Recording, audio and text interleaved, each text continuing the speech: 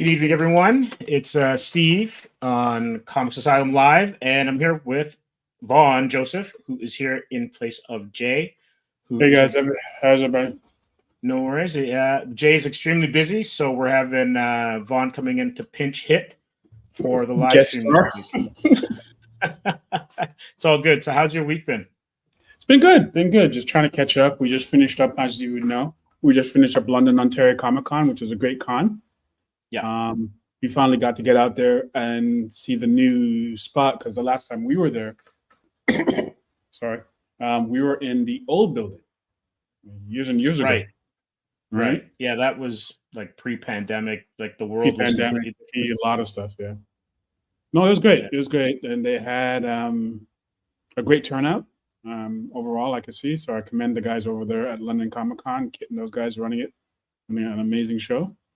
So, yeah, if you were a Teenage Mutant Ninja Turtles fan, then this was the show for you.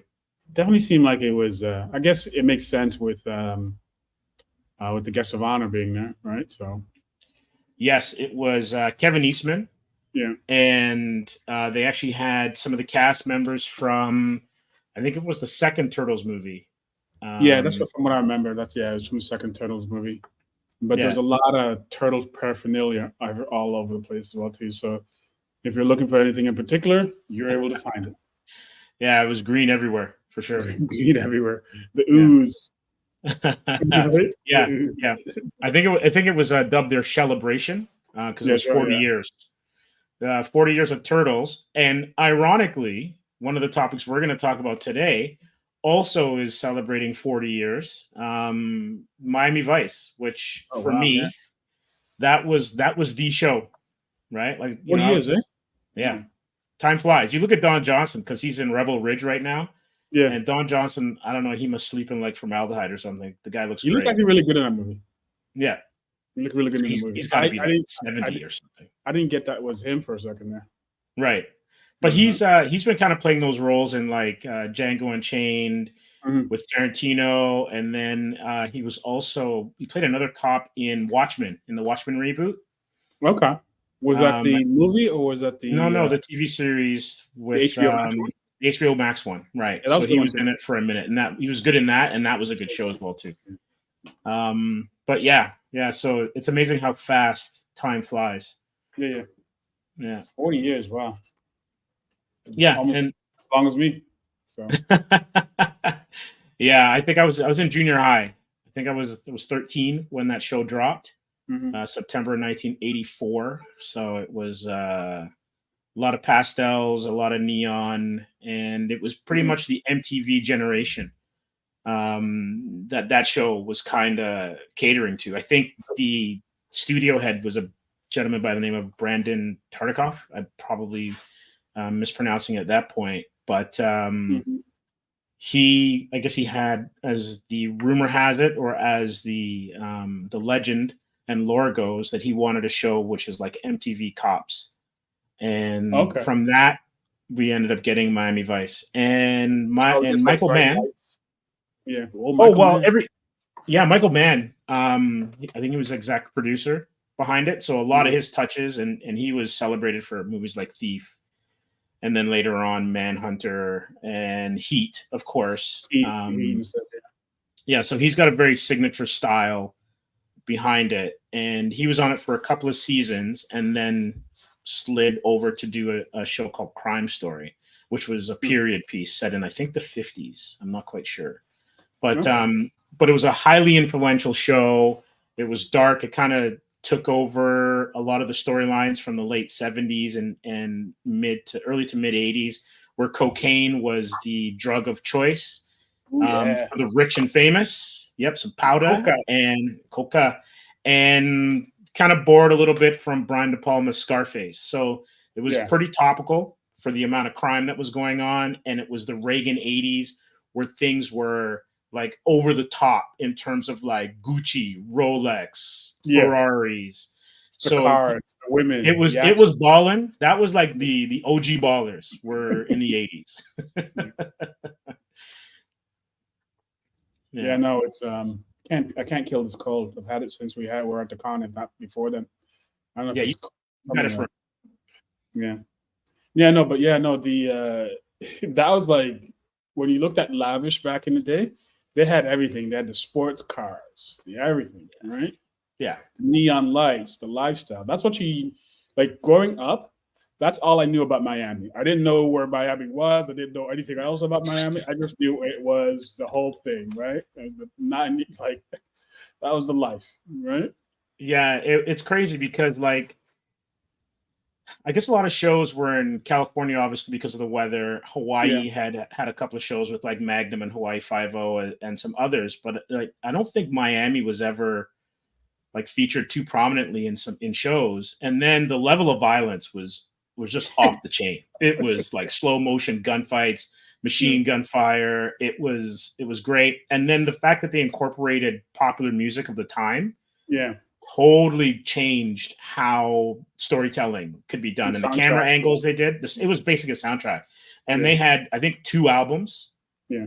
that they released from the show.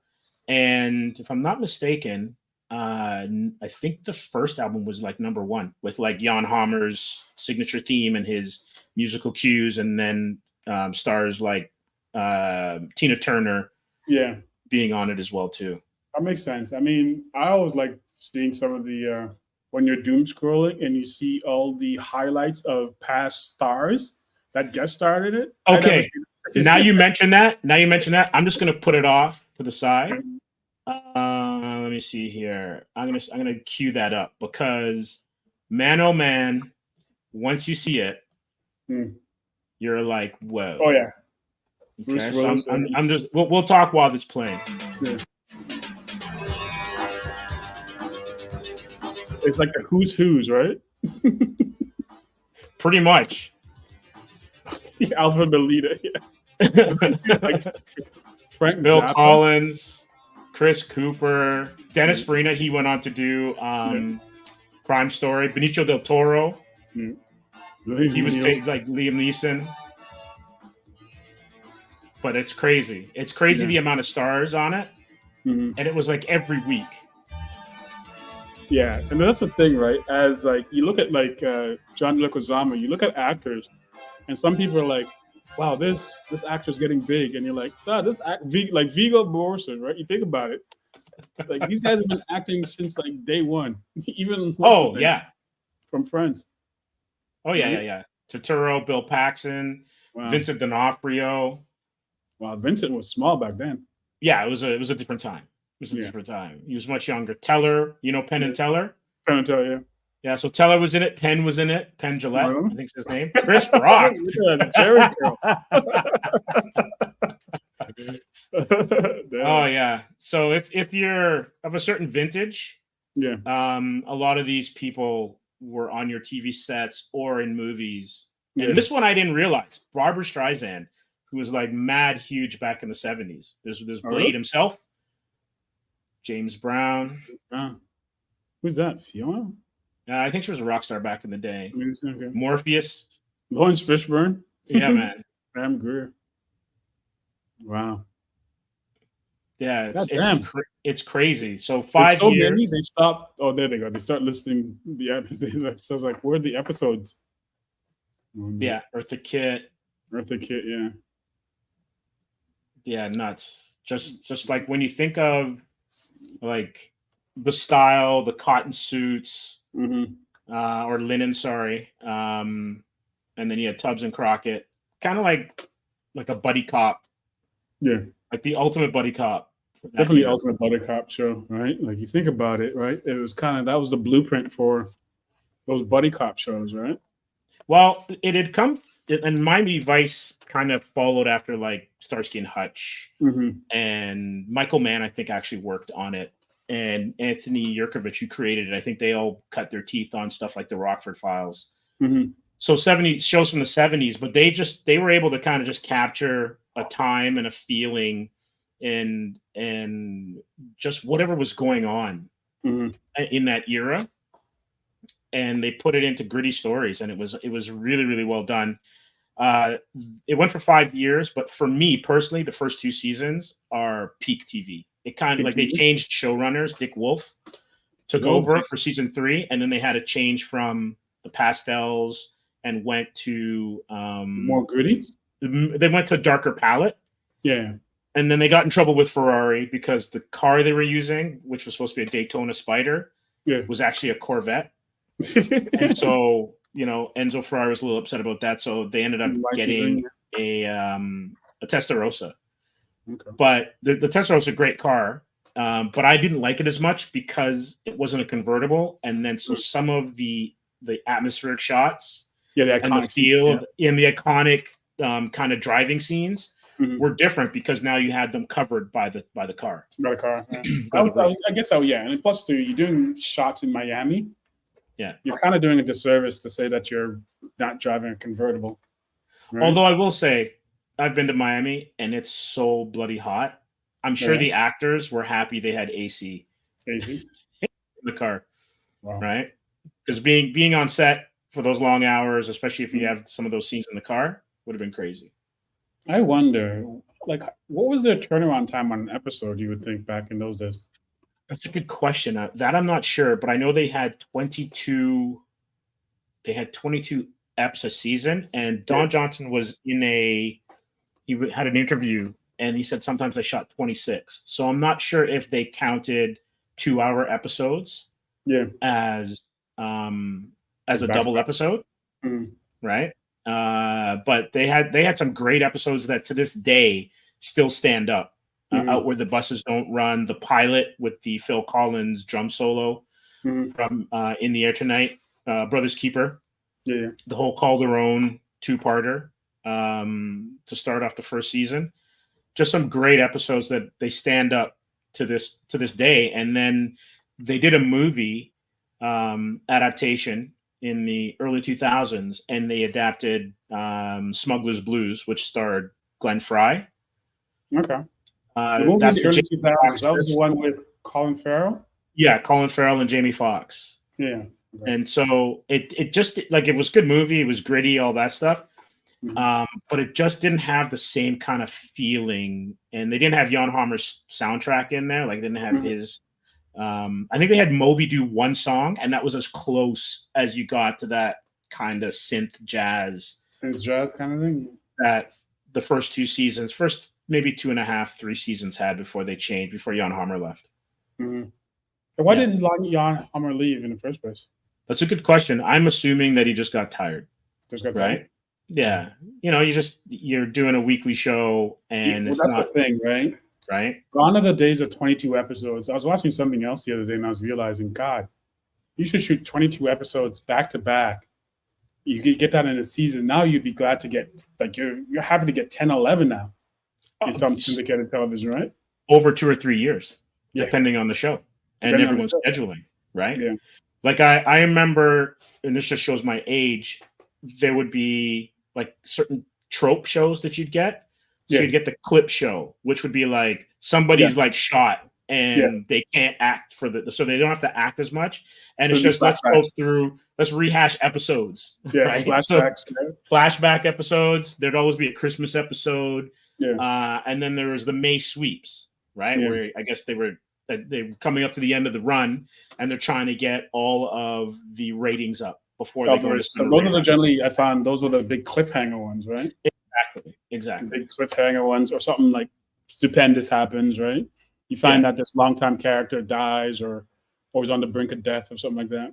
Yeah, the soap operas of those ages were like Dynasty or whatever, or Dallas. They were classic for those. Yeah. Right. And then, some people liked it, but I think the show Vice, kind of jumped the shark a little bit when they had the Sonny Crockett mind, like he had amnesia. And he thought he was his alter ego, Sonny Burnett, and he shot Tubbs. Really? Spoiler alert: he shot Tubbs. And it got a little bit too fantastic at that point. And like the James Brown episode where, like I think Trudy was abducted by aliens or something. Like just something like the guy. There was some madness. That might have been the Chris Rock episode as well too. But now you get into like borderline sci-fi, right? Yeah, and it was like very grounded, street level. People die at the end of every episode kind of thing.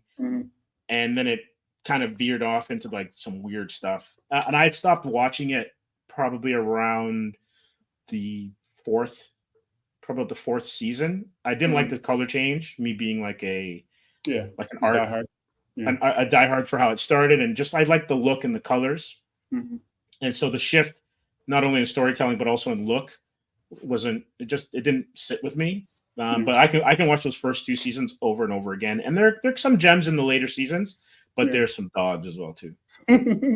That's kind of like when I was saying some of the earlier seasons of Next Generation and stuff like before they got money.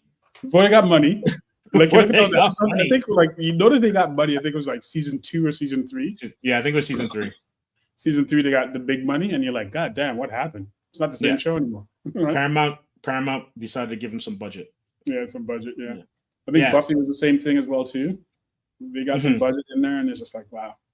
NYPD Blue is one of those weird ones. It was always pretty, like it stayed pretty gritty. Yes. I think the only thing that happened was more advancement in television, so they switched to more widescreen format, right, and that type of stuff. But they were still rocking some of the more 80s television making until they got into like more like quality cameras and stuff like that. Yes. And also there's this too. Vice, I'm not sure if they were the first show to do it, but they were doing their shows in stereo. Right?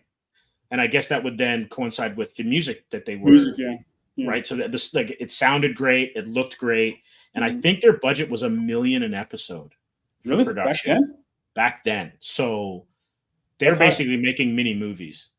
That's high. Yeah. And I'm watching something else. And to think about it, Vaughn, not to cut you. Yeah. 22 episodes at $1 million each. Like that's not a cheap run. Yeah. Because I was watching something else the other day, and I was like, yeah, they were only. And actually, we're talking about when we were talking about the Lost Girl thing the other day, right? Right. And then we were talking about the budgets, and they said they had the budgets at like 800,000 to 1 point something per episode. So you think about that. That's a big jump in between. I know it's a Canadian production versus a big Paramount show, right? But like you see the discrepancy even in all those years, right? What they're kind of doing for budgets. Yeah, and you think of like the legacy of the show of Vice. You see it in a lot of the shows that we watch now. There was a show that followed not long afterwards called New York Undercover. Yeah, I loved that show as well too. With New York Undercover was, I think that was on Fox. It was on Fox, yeah, and it was the Spanish guy and black guy. I think his name was. You know what? Let me look it up. Yeah, another show. It ran for a couple seasons actually. It had a good run. It started really strong, and I think that's when kind of Fox started digging into their more. They had a lot of like Fox. I think I would credit Fox as one of the first programming channels that had more ethnic themed shows. Right? Yeah, they started that way. And then it seems like this is just the way that it works. To get your foot in the door, you go for the minority viewership, or a different cultural viewership, and then once you then get big, you then go traditional, and then that audience has to find a new network. So like CW, I guess, would be the next kind of with all the comedies and whatnot. Yeah, but it was, I think his name was Michael DeLorenzo. Yeah. And he was, let me see, what was his character's name? Detective. Let me see. Yeah, I remember that show pretty distinctly because I think In Living Color used to come on before it or something like that. Oh, yes. Yes. It used to be Living Color for half an hour, then something else, and then it went into that show, I think. Yeah. Somewhere on there. Yeah, let me just see if I can find it, because he actually was in Miami Vice too. Was he? Of all things, yeah. This particular actor. And he's a long-time actor. Oh, big time. Yeah. Big time actor. Same thing with the black guy as well, too. He acted for a long time. But Malik Yoba? Malik Yoba was on a lot of stuff, including Cool Runnings, of all things. Cool Runnings. Right? Yeah. That's taking it back. Like 91? Eddie Torres was his character's name. Eddie Torres? Yeah. And so you think of all the people that have come out of Vice, and Edward James Olmos when you Yeah. think about it. Like Don Johnson is obviously Yeah. he's the character that kind of got the most shine, especially after season 2. It was pretty much 50-50 between him and Tubbs, with portrayed by Philip Michael Thomas. Yeah. But after season 3, it was almost like the network kind of shifted it Focused to on like that. Like how Grissom in CSI is like the dude, or what's his name? Caruso. Yes, Russo, yeah. Caruso, and then he'd have some kind of like cheese line, some kind of dad joke line. Yeah. The show was pretty much an ensemble to start, more so Tubbs and Crockett, and then it became Crockett. Yeah, it's the same type of thing happened with NYPD Blue. It was kind of the split between Russo and Sipowicz, right?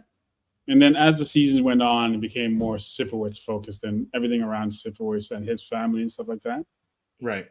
Which kind of makes sense, but it's just the thing. I get it. Well, it's a business, right? It's not. Yeah. It's like you're telling a story, but it's also a business, and you see it in comedy all the time, where like a show starts out, but let's just use Simpsons. Yeah, that was a Homer show. Yeah, and then it was Bart. Bart took over. Yeah. Right, and Bart was like the man or the boy or whatever. Yeah. The main character. Seinfeld had oh gosh, I guess it'd be Costanza. Yeah. Right, but Jerry's always a straight guy, right? Yeah. But Kramer or Costanza would kind of take over and dominate storylines. But getting back to James Edward Olmos, he was in Blade Runner. What was it? And then he was in Blade Runner, and then it went to Stand and Deliver. I think he was in Stand and Deliver. Mm-hmm. He was in American Me. He made some great movies while he was doing Vice, and then he went on to Battlestar Galactica. Oh yeah, he did. Yeah, I remember. Yeah, he's Amidala, right? What else? He hasn't done much recently. Yeah, like what has he been doing lately? Oh, that's a good question. I don't know. I don't know. I do know I missed the opportunity to meet him because he was in Niagara Falls this year for one of the cons. Yeah, and I just our buddy Serge, who was on the stream a couple weeks ago, he got to meet him, I think, and he's one of those dudes where it's like I would have loved to talk shop with him because for sure. I really admire his work. He's a fantastic actor. Yeah. But enough about Vice and its 40-year legacy and how it's reaching forward. Let's get back to some comics, and let's go to movies. Yeah, Matt Reeves apparently has come forward saying that his Batman movies are going to be grounded because it's focusing. I think there's a Penguin series that's out right now. Yeah, I haven't watched it yet. Farrell.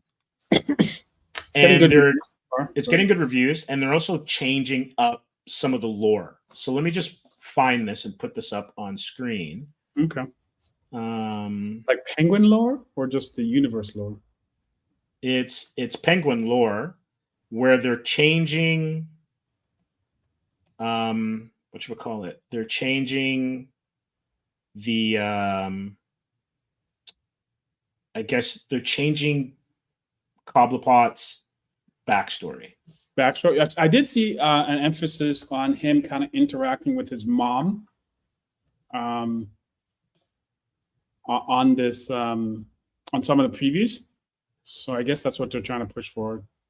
Right. So it says here, Penguin director on Oz Cobb, name change and possible Court of Owls connection. So the Penguin is set to premiere on the Max streaming service tomorrow, which has already happened. And there's a lot of excitement for the show. Some fans are not on board with the decision to change the title character's real name from Oswald Cobblepot to Oswald Oz Cobb. So it may not seem like a big deal, but it is viewed as an unnecessary change. And many feel that it demonstrates an unwillingness to embrace the fact that this series is based on a comic book, even if it is a more quote-unquote grounded take. The Hollywood Handle asked director EP Greg Zobel about the change, while also bringing up a fan theory that Cobb might signify some connection to the Court of Owls assassin William Cobb. I guess this is Zobel's quote. I can't 100% answer that because I don't know everything in Matt Reeves' mind, but largely, we all kind of felt like Cobblepot wasn't a real person's name. Okay. So you couple that with the fact that they're going to be focusing not so much on the fantastic aspect of Batman's lore, but more so I guess the more street level Yeah, I aspects know. of Batman. I know when they announced it, and even in the press stuff that they've been doing, they've been kind of really emphasizing the fact that it's street level. It's just about the interworkings of Gotham City and their street level gangs and all that type of association. Right. But it's not so much in it's in the Batman sphere, but it's not pushing that agenda. You know what I mean? Exactly. Hang on a second. I mean, I don't see We got a anything wrong with comment here. Oh, Scott. Can't stay but want to say hello. It was great seeing you guys this past weekend. Scott, absolutely. It was great seeing you. It's always good to run into our peeps while we are on the con weekend. And if you haven't had a chance, you got to go check out Scott's books. Yeah, Scott's books are great. Yeah. But yeah, it's like I understand with them wanting to have it grounded, but it's one of those things where, you know, you can walk the line. Like I definitely could walk the line. And I mean, I think already the first movie did a good job of walking the line. Agreed. I think more so what this could be is it's more of a HBO decision to see what they could push in regards to how long the series can go. Well, this is more for Batman 2, not for the Penguin. Okay. I see. With the name change, yes, you're right with the name change. Absolutely. But this is more so like I think they're keeping it because they're all connected, right? Yeah, internet. Yeah. So what Reeves is doing is, and I had to look this character up because I was like, who? Yeah. I was like Digimon Hansu, like who? Where it's like the Batman 2 will include Colin Farrell's Penguin, but not Gentleman Ghost because we would never go into full fantastical, says Matt Reeves. Yeah. So I had to do some digging into who the Gentleman Ghost was because I had. Oh, you know about the Gentleman Ghost? No, because I didn't watch the Brave and the Bold cartoon. Yeah.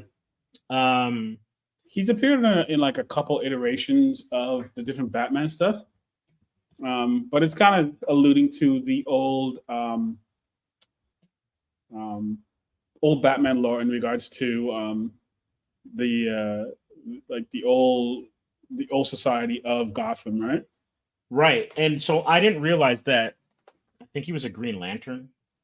Bro, that I didn't know. Let me see. Let me double check here through. So Gentlemanly Ghost, known as Gentleman Jim Craddock. Let me just make this as a full screener here for everyone. Not Green Lantern, Hawkman foe. Through the Spectral Charlatan also battles, although the Spectral Charlatan also battles Batman several times.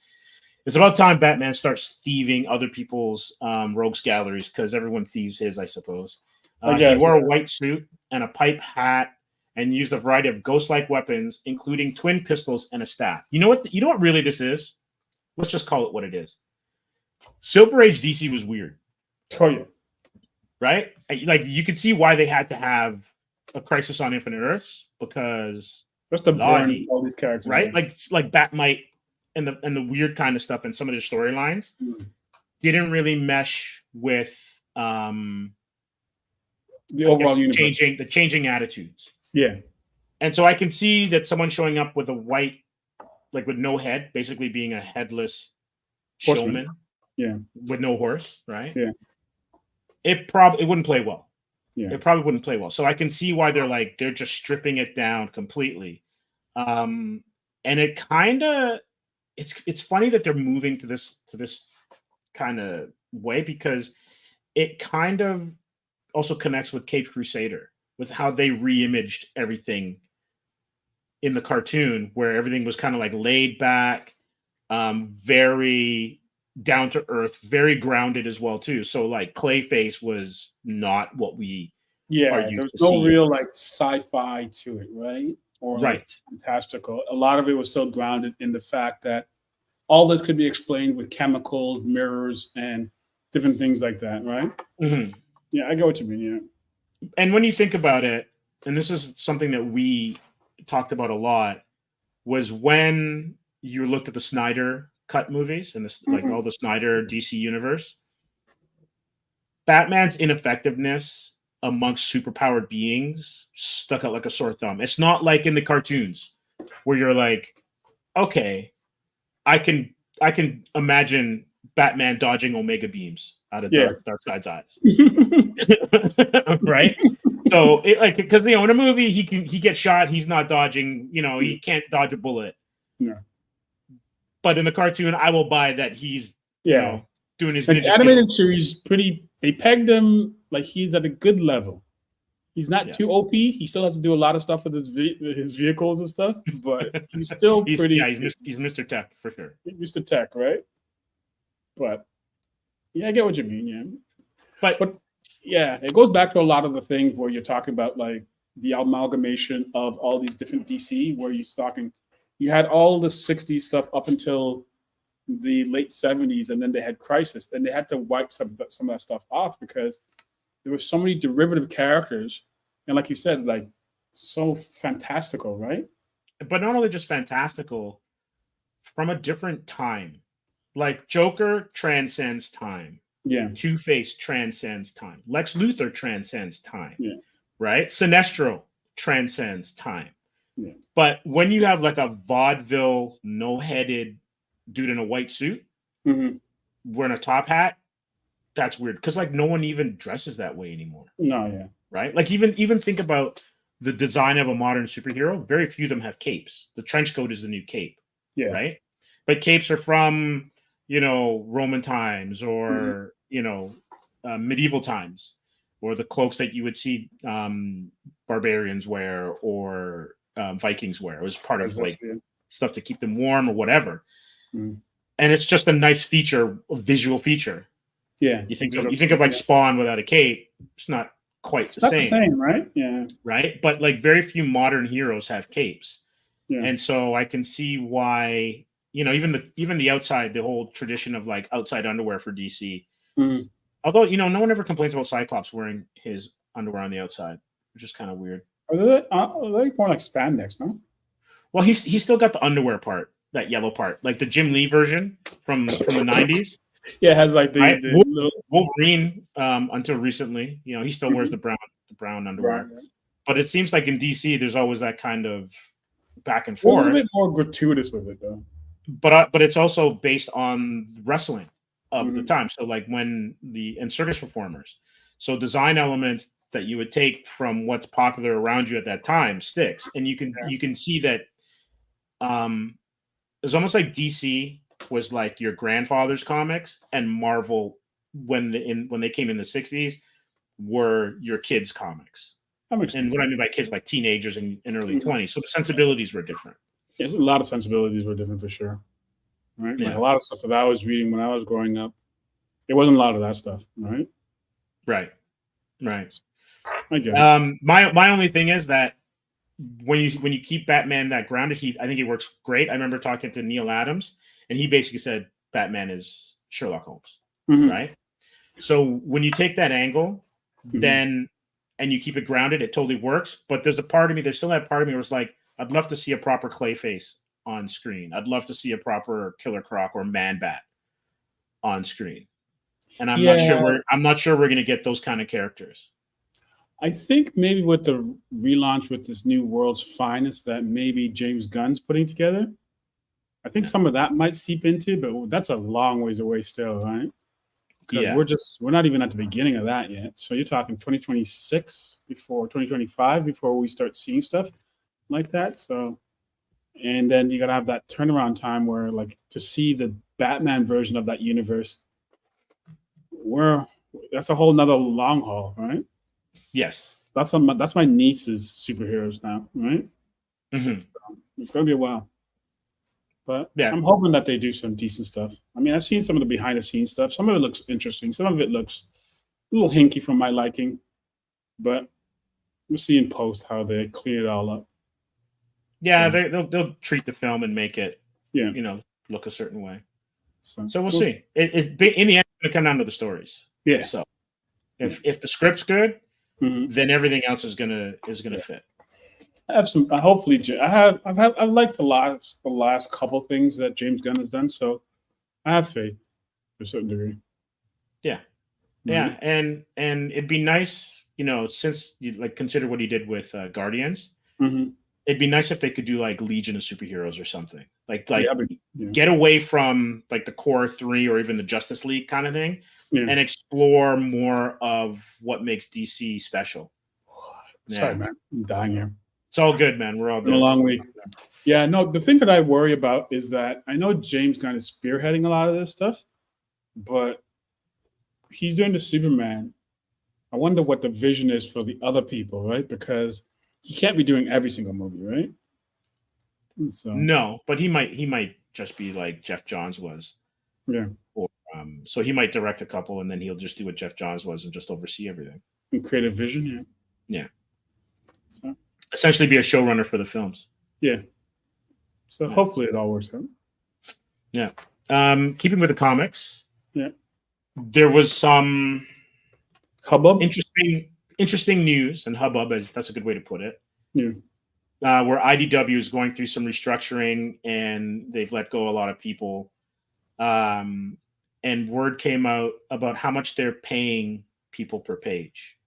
Wow. And it came up on Bleeding Cool a couple of weeks ago, maybe about a week and a half ago. Mm-hmm. And how valid everything is, not quite sure, but it did raise a lot of heat on X in the comic book creator community. Mm-hmm. And so basically what they were saying is that for some of their books, if not all of them, they were looking at controlling costs. And it looked like the cost to do a page or a per page cost analysis for each book would be $200 total. And that would cover art, writing, production, lettering, color, editing. It's like that's like easy numbers. That's wild. Yeah, that's the case. Like those, you got guys. I'll pull it up actually. There's guys that are doing $200 just for pencils, right? Oh yeah. Yeah, it's kind of that sounds absurd just off the top. It seems a little bit unreal. Yeah. But it might also be one of those things where, like, if you're trying to get into the biz, right? That's the way. That's I guess the way that you'd go. But could you imagine? And I can imagine that this is the case. There are people that are like they're desperate to get in, right? I get that, but yeah. But we'll go through it. We'll go through this article a little bit too. But the realistic aspect of it is that you might as well just do it yourself. You might as well just self-publish at those rates. At those rates, you got to, because you think about it, like we've been quoted just letters at $50 a page, and that's low. Yeah. So you're thinking that takes up a quarter? You haven't even accounted for pencils? That is wild, man. Oh yeah, definitely. And when we were putting together Atrium, we were always trying to balance paying the creative team, like our artists and our colorists, a fair wage. Right? And we paid them whatever they asked, we paid, right? Because they're vital. Like their talents need to be compensated. Yeah. Right? And personally, this is just my honest opinion, it shows in the work. Like Lucas, Nikos, and Mike, our artists and our colorists, have done a fantastic job on the book. And like anyone that sees the book totally agrees with us in that it looks great. And I can't see anyone being able to make a living, considering how long it makes to make comics. Yeah, it's a process, right? Yeah. So $200 a page at 24. So that's what's that? $4,800 for a 24-page book. But that would be the total cost. That's the total cost. So now divide that up again amongst like 7 people. Yeah, that's not right. So that's the minimum wage at that rate. Pretty much. So reports of IDW cutting page rates at $200 a page have sparked widespread industry concern and speculation. Multiple sources confirm pushback within IDW against planned reductions in page rates. Creators express fears that lower rates could degrade the quality of comics and unfairly burden freelancers. Discussion expands to general challenges around comic creator compensation and industry standards. So this article published by Rich Johnston at Bleeding Cool. There are so many screen caps and so few links back, but to recap, over a week ago, Bleeding Cool ran a bunch of gossip about comic book publisher IDW Publishing, which followed a number of waves of redundancy, resignation, upon resignation, and new hires. So that amount of tittle tattle I heard about IDW's internal practices quadrupled. That included former staffers who told me that CEO and now publisher of IDW, Davide Jonas, was planning on pushing down page rates on licensed titles alongside a new but unspecified back-end royalty deal.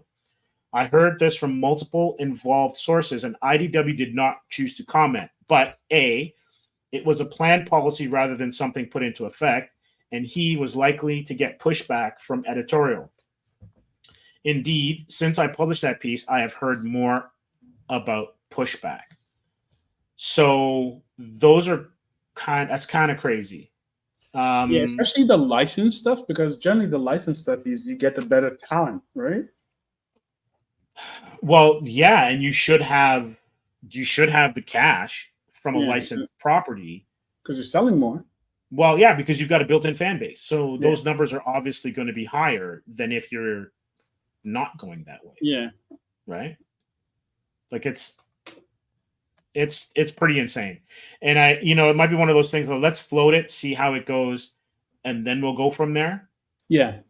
Put it out to the masses, see how it gets taken. If it's taken right, we could say that it was never really a thing.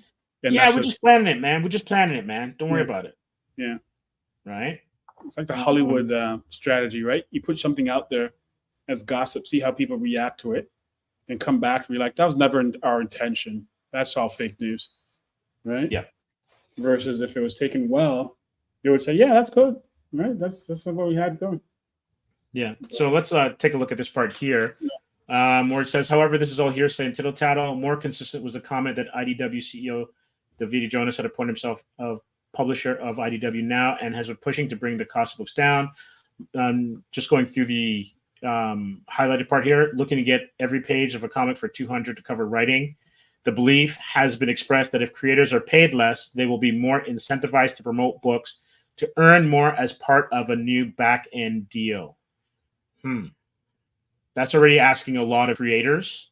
Yeah, and I don't know if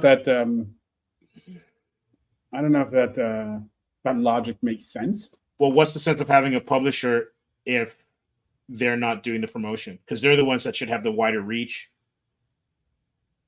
You know, especially if you're an up and coming artist, like if it's your first gig, and nobody knows you, and nobody knows you, how are you going to have enough reach to be able to promote it? That's so eyeballs are on the book, that so it can survive.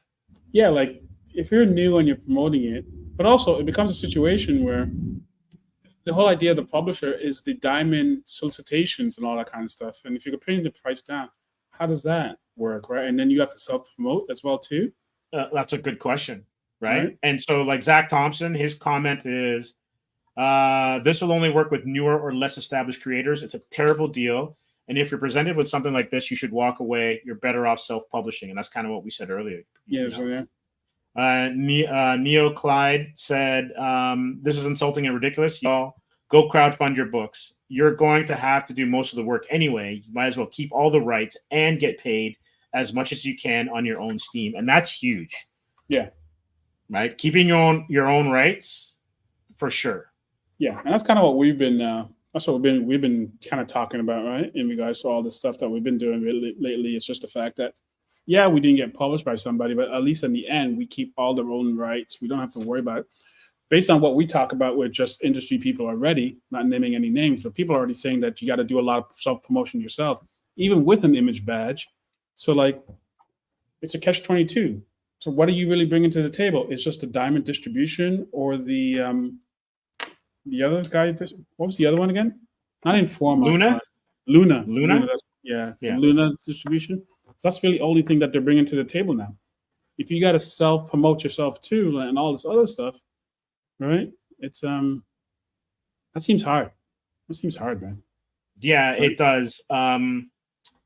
I know that it's in publishing as well too. I was at a book signing on Friday, and I was talking to an author, and they've got to do a lot of promotion themselves, right? And you know, it can be published through Amazon, excuse me, Penguin, Random House.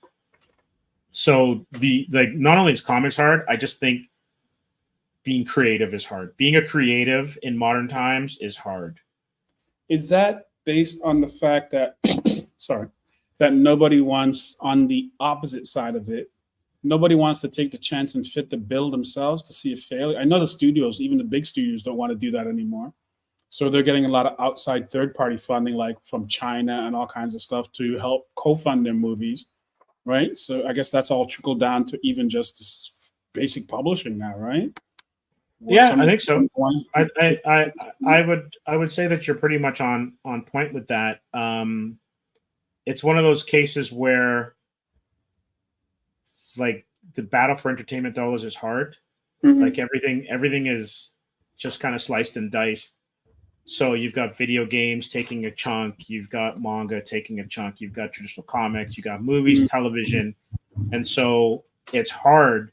But like, realistically, if you can self-publish your book, then needing a publisher outside of distribution, then what are they there for? Yeah, right. It's kind of like that old thing, like, you can't get an agent until you're big enough to get an agent, and then when you're big enough to get an agent, you don't actually really need the agent. Right? Technically, like technically, Like, I'm sure they're in there making great deals for you when they're like huge dollars, but if they're taking their 15% cut and it's 15% of nothing, right? Well, that's kind of like that's the never-ending fight, right? You do all the work and you get to a certain point, and now you have to get an agent to help you as well too. But you did all the work, so you might as well keep on going, right? So I don't know. That's wild, though. But those rates don't seem. The only way that those rates can work, personally, is if not only is it a beginning creator, but it's got to be someone who is not in North America and isn't aware of what page rates are. And then when you say $50 a page, $50 US to write, or $75 a page to draw, to provide artwork, that translates to $200, $300, or thousands of dollars, depending on what the exchange rate is in those particular countries. That's the only way I can see it working, personally. Yeah. But the thing with that is, if they do that, that lowers the quality of their products so much. Yeah. Because they're not going to be able to get away with that with the, maybe because they don't publish many independent stuff, because they're mostly licensed stuff. So I don't see how that structure works at all. There's got to be a huge back end then, but even then, you can't do so much because the license eats up a good chunk of that. Absolutely. Right. Absolutely. And it's not like you're doing an image book to the point where, like a Todd McFarlane, where you're doing, 50,000 to 100,000 maybe on a good relaunch book, right? Well, here's the difference, because I'm sure they're looking at film as the reason, as like, I'm going to take points, right? You can take points if you're getting a living wage already. Yeah. And then your back end is huge. Mm-hmm. But if you're getting poverty rates, or you can't buy groceries, getting points means nothing. No. Like it just it doesn't add up. But I get that. Also, I thought I saw something that they're saying that they're pretty much cutting their film, kind of like their media division is getting gutted too. So at IDW? Yeah, so that doesn't make any sense. Well, it's not so much doesn't make any sense. So I'm getting points for what?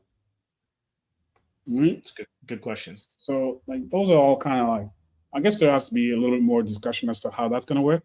But already just off the rip, that doesn't seem like that's you're gonna have a hard time selling that to people. Totally agree. I totally agree. So, but hey, you never know, right? You never do know.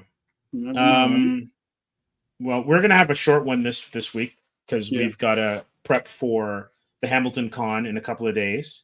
Yeah, if you guys are coming by Hammer to Hammer, come on and see us down there. Yeah, anyone in Southern Ontario, please come by. Check us out. We're going to be there with copies of Atrium. And as a heads up, we are going to be launching our Kickstarter for issues 4 and 5 on Monday. at noon, high Yep, noon. bro. So Yeah. if you haven't joined the pre-launch list, please on do there. so. And if not, then please join us on Monday and back us. We'd like to smash our goal really quickly and get up into the algorithm on Kickstarter so more people see us. Mm-hmm. Yeah, for sure. Yeah, for sure. So other than London coming up, not London. London was last week. Other than Hamilton coming up, what do you got? What are you looking forward to in terms of comics? Are you reading anything independent? What do you got on tap? I gotta go check out the new Absolute Batman. Mm-hmm. I don't think it's out yet. Some people have seen it and they say it's great. Yeah. I've seen some other people online talking about it, so I want to go check out that. I don't know when the Wonder Woman comes out, but I'm going to check out that as well too. I think I'm going to check out all those books just to kind of see where they're at. At least try to get the first 5 to 10 issues, and see how that works out. Mm-hmm. Other than that, I'm looking forward to going to see. A quick shout out to the guys over at Wayside Comics. We're going to be seeing them in October, I think it is. Yeah, right? I think so. Well, that's going to be interesting because it's a comic store and it's also a cocktail bar of some sort. Yes. Right? That's going to be interesting.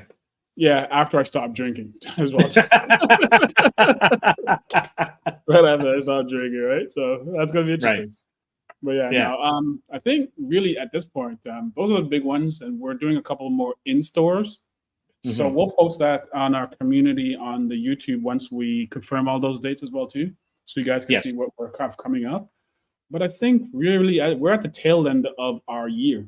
Yeah, con season is winding down. Con season, right? With having the book out and everything, and then we're just going to go into con season next year with all the books. And then we'll be going into another IP sometime mid to late next year as well too. Yeah, and probably do the graphic novel as well too. Yeah, do the graphic novel first and all that kind of stuff. A lot of people waiting for that. But yeah, so that's really it right now. Other than that, I'm just waiting to want to try to get some kind of vacation time in. But you know me, I don't know when that's going to happen. All right, so. It's okay. You can take vacation. You're allowed. Are we?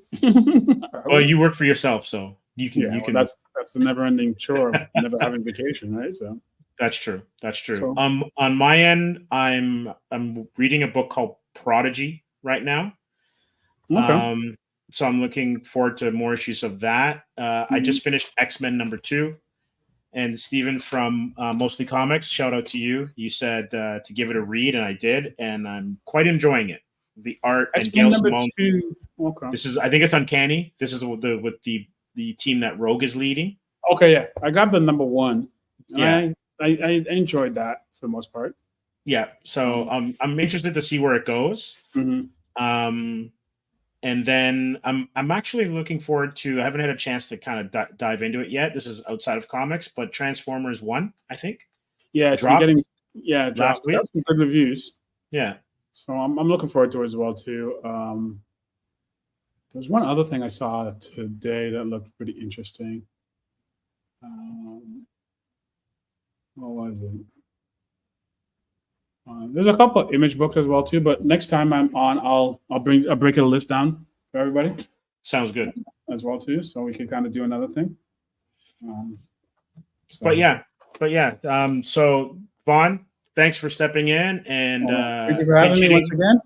No worries. You're always welcome. You're OG Asylum, part of the Inner Circle. International Man of Mystery. So. Yeah, Jay's a busy man, so it'll be good to chat with him next week. Yeah, but for sure. Everyone, thanks again for tuning in, and remember, keep it indie. Keep it indie, guys.